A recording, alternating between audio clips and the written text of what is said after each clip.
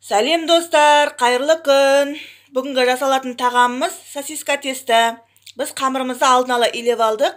Қамырының құрамы 2 үлкендеу жайым қамырға кішкене ғана дрож, кішкене тұз өз шамамызбен қосып алдық. Және кішкене қант қостық. Жарты кесе шай кесемен сұйық май қостық. Және 1 кесе шай кесемен сүт қосып, осылай қамырымызды илеп алдық. 4-5 сағат бұрын илеп, осылай аштып қойдық. Қайтарып илеп те аштып алдық. Енді мына сосискілерімізді бөліктерге қамырымызды жайып, орап пісіретін боламыз.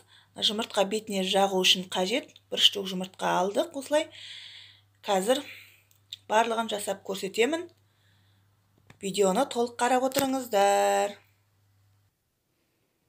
Некей достар, осылай ғана қамырымызды жайып алдық.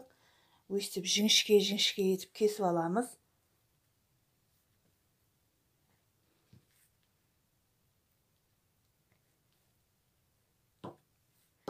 Осылай жіңішке алып кесіп аламыз да, сосискімізді алып, осылай орап,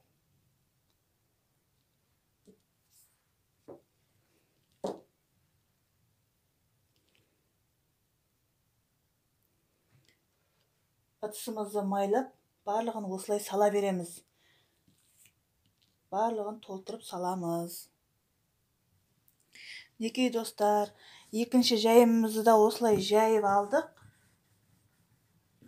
Өте жұқа, өте қалың қылмай осылай жайып шығасыздар да. Сосискімізді де 1 сосискінің өзін осылай 4-ке бөліп алдық.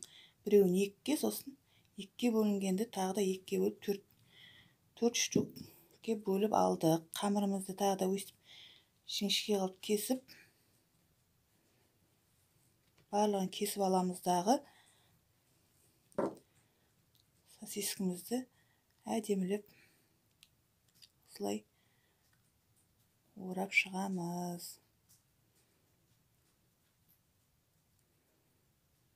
Сөйтіп майланған ыдысымызға сала береміз. Некей барлығын осылай жасап, ыдысымызға салып алдық. Енді барлығын бетіне осылай жұмыртқамызды жағып шығамыз. Алдын ала қыздырып қойған пешімізге, менің пешім жай қызады, сондықтан 250 градусқа жарты сағатқа 35-40 минутқа қойып пісіріп алатын боламыз. Қазір пісіп шыққасын мен сіздерге көрсететін боламын, достар. Видеоны толық қарап отырыңыздар. Арнамызға тіркеліп, лайк басып, комментарий жазып, қолдап отырыңыздар. Қазір пешке салып пісіріп көрсетіп шығарамын.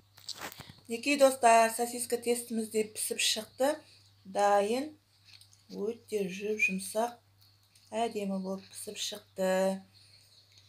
Сіздер де осы рецептпен үй жағдайында осылай дайындап көрсеңіздер болады. Сіздерге біздің видеомыз ұнаса, достар, лайк басып, комментарий жазып, каналымызға тіркеліп кетіңіздер. Келесі видеода кездескенше сау саламатта болыңыздар.